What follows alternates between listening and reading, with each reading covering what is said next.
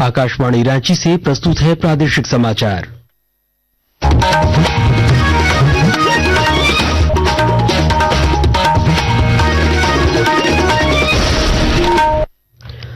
नमस्कार, प्रादेशिक समाचारों के साथ मैं चंदन कुमार कौंडिल्य। पहले मुख्य समाचार।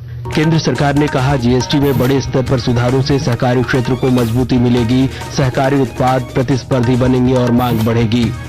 कोल्हान जंगल में आज पुलिस और भाकपा माओवादियों के बीच हुए मुठभेड़ में 10 लाख का इनामी नक्सली कमांडर अमित हांसदा उर्फ अपटन मारा गया।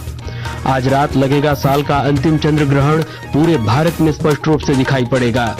मौसम विभाग के अनुसार आज राज्य के कुछ हिस्सों में हल्की बारिश की संभावना, कई जिलों में बारिश नहीं होने से तापमान में हो रही है बढ़ोतरी। और एशिया कप हॉकी फाइनल में आज भारत का मुकाबला दक्षिण कोरिया से। और अब समाचार विस्तार से। केंद्र सरकार ने कहा है कि वस्तु और सेवा कर जीएसटी में व्यापक सुधार से सहकारी क्षेत्र मजबूत होंगे, उत्पाद प्रतिस्पर्धी बनेंगे, उत्पादों की मांग बढ़ेगी और सहकारी समितियों की आय में वृद्धि होगी। सहकारिता मंत्रालय ने कहा कि जीएसटी सुधार से ग्रामीण उद्यमिता और खाद्य प्रसंस्करण क्षेत्र में सहकारी समितियों को प्रोत्साहन मिलेगा और लाखों परिवारों के लिए आवश्यक वस्तुओं तक किफायती पहुंच सुनिश्चित होगी। एक रिपोर्ट। प्रधानमंत्री नरेंद्र मोदी के नेतृत्व में नेक्स्ट जनरेशन जीएसटी सुधारों की बड़े सहकारी ब्रांड सहित पूरे डेयरी सहकारी क्षेत्र ने प्रशंसा की है। सहकारिता मंत्रालय ने कहा कि नई दरों से देश के 10 करोड़ से अधिक डेयरी किसानों को लाभ होगा, टिकाऊ कृषि प्रणालियों को प्रोत्साहन मिलेगा। डेयरी क्षेत्र में किसानों और उपभोक्ताओं को राहत प्रदान की गई है। सभी प्रकार के दूध और पनीर को जीएसटी से छूट दी गई है। मक्खन, घी और इसी तरह के उत्पादों पर जीएसटी 12% से 5% कर दिया गया है। लोहा, स्टील या एल्यूमिनियम से बने दूध के डिब्बों पर भी जीएसटी 12% से 5% कर दिया गया है। ये उपाय डेयरी उत्पादों को अधिक प्रतिस्पर्धी बनाएंगे। महिलाओं के नेतृत्व वाले ग्रामीण उद्यमों, विशेष रूप से दूध प्रसंस्करण में लगे स्वयं सहायता समूहों को भी मजबूत करेंगे। केंद्रीय कृषि मंत्री शिवराज सिंह चौहान ने कहा है कि जीएसटी की नई दरों से खेती की लागत कम होगी और किसानों को लाभ होगा। 12 जीव कीटनाशक और कई सूक्ष्म पोषक तत्व है, माइक्रो न्यूट्रिएंट, उन पर भी जीएसटी घटाई गई है।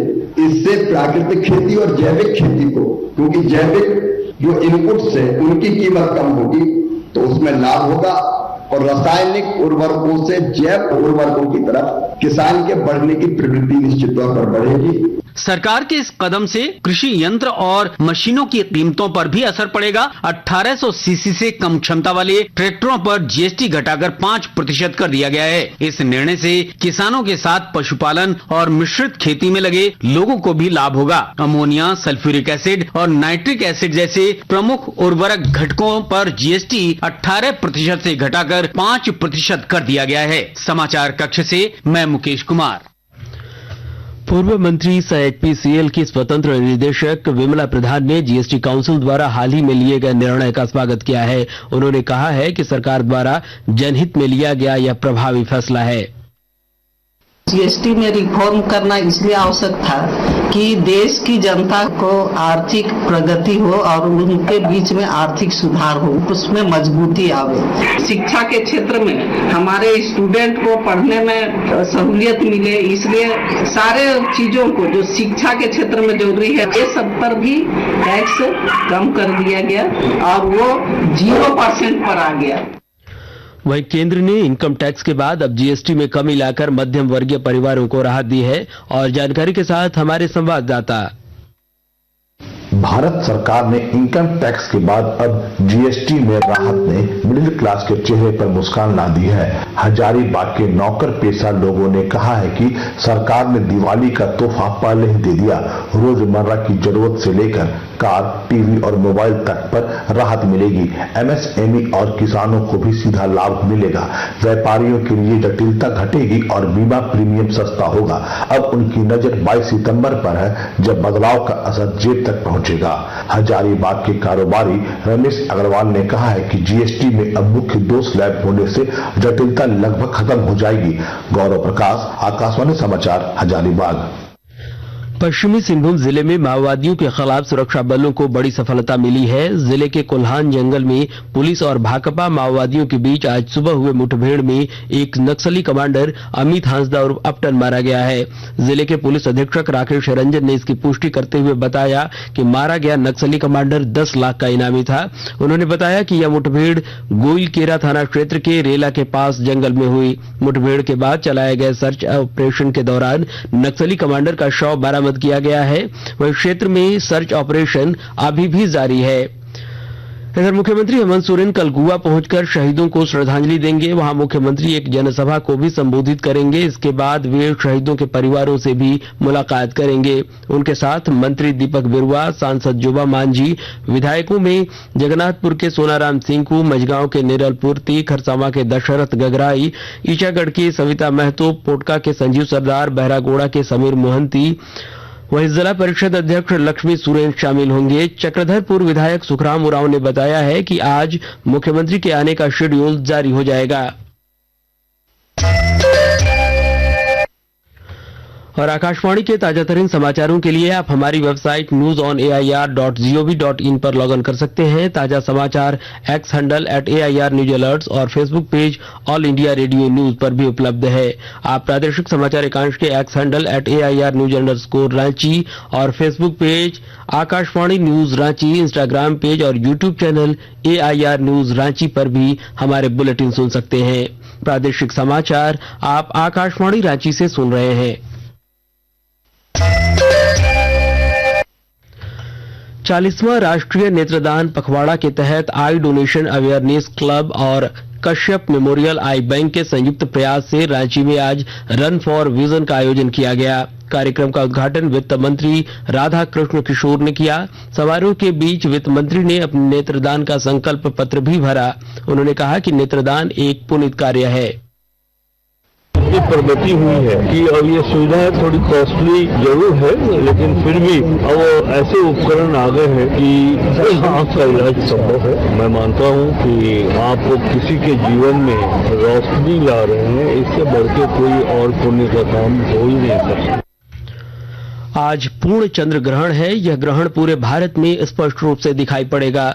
दिल्ली, मुंबई, कोलकाता और बेंगलुरु के साथ ही एशिया, ऑस्ट्रेलिया, पूर्वी अफ्रीका और यूरोप के कुछ हिस्सों में भी यह नजर आएगा।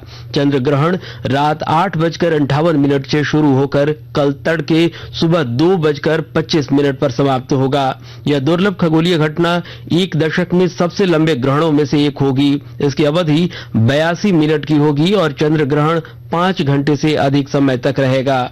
रांची पुलिस ने मादक पदार्थ अफीम के साथ तुपुदाना ओपी के डूडीगढ़ा से एक व्यक्ति को गिरफ्तार किया है। गिरफ्तार अभियुक्त सूरज किरकेटा खूंटी का रहने वाला है। पुलिस अधीक्षक नगर रांची ने यह जानकारी देते हुए बताया कि उसके पास से पुलिस ने 1 किलो 700 ग्राम अफीम जब्त किया है। अफीम का खरीद बिक्री करने वाला अवैध रूप से इस सूचना प्राप्त होने पर पुलिस उपाधीक्षक हटिया के नेतृत्व में एक टीम का गठन किया गया, जिसमें टीम जब डूडीगढ़ा पहुंची तो तलाशी अभियान चलाया गया। इसी क्रम में एक व्यक्ति की जब तलाशी पुलिस उपाधीक्षक के द्वारा ली गई तो उसके पास से 1.7 kg अफीम प्राप्त हुई। कोडरमा जिले के तिलैया थाना क्षेत्र के झलपू में बीती रात चोरों ने एक साथ 4 घरों को निशाना बनाया। इन घरों से सोने चांदी के जेवरात सहित नगद की चोरी हुई है। घटना को लेकर पीड़ितों ने बताया कि वे लोग घर में सोए हुए थे और सुबह उठकर देखा तो उनके घर के कमरे में बक्सा टूटा पड़ा था और सारा सामान जमीन पर बिखरा पड़ा हुआ था। पुलिस आसपास लगे सीसीटीवी फुटेज खंगालने में जुटी है ताकि चोरों का उद्भेदन किया जा सके। मौसम विभाग के अनुसार आज देर शाम राज्य के कुछ हिस्सों में हल्की बारिश हो सकती है। दिन में बादल छाए रहेंगे। इधर कई इलाकों में पिछले 2 दिनों से बारिश नहीं होने से अधिकतम तापमान में लगातार वृद्धि हो रही है। पिछले 24 घंटे के दौरान रांची का अधिकतम तापमान 32.8 डिग्री सेल्सियस रहा। बोकारो में अधिकतम तापमान 35.5 डिग्री सेल्सियस रहा, जो सामान्य से 5.4 डिग्री सेल्सियस अधिक है। और भारत एशिया कप पुरुष हॉकी चैंपियनशिप के फाइनल में पहुंच गया है। बिहार के राजगीर में कल अंतिम सुपर 4 मैच में भारत ने चीन को 7-0 से करारी शिकस्त दी है। इस शानदार जीत से भारत सुपर 4 में शीर्ष स्थान पर रहा। दक्षिण कोरिया भी मलेशिया को हराकर फाइनल में पहुंचा है। फाइनल में आज शाम 7:30 बजे भारत का मुकाबला दक्षिण कोरिया से होगा। और अंत में मुख्य समाचार एक बार फिर। केंद्र सरकार ने कहा जीएसटी में बड़े स्तर पर सुधारों से सहकारी क्षेत्र को मजबूती मिलेगी, सहकारी उत्पाद प्रतिस्पर्धी बनेंगे और मांग बढ़ेगी। कोल्हान जंगल में आज पुलिस और भाकपा माओवादियों के बीच हुए मुठभेड़ में 10 लाख का इनामी नक्सली कमांडर अमित हांसदा उर्फ अपटन मारा गया। आज रात लगेगा साल का अंतिम चंद्र ग्रहण, पूरे भारत में स्पष्ट रूप से दिखाई पड़ेगा। मौसम विभाग के अनुसार आज राज्य के कुछ हिस्सों में हल्की बारिश की संभावना, कई जिलों में बारिश नहीं होने से तापमान में हो रही है बढ़ोतरी। और एशिया कप हॉकी फाइनल में आज भारत का मुकाबला दक्षिण कोरिया से। और इसके साथ ही आकाशवाणी रांची से प्रादेशिक समाचार का यह बुलेटिन समाप्त हुआ। अगला प्रादेशिक समाचार बुलेटिन दोपहर 2:55 पर प्रसारित किया जाएगा। नमस्कार।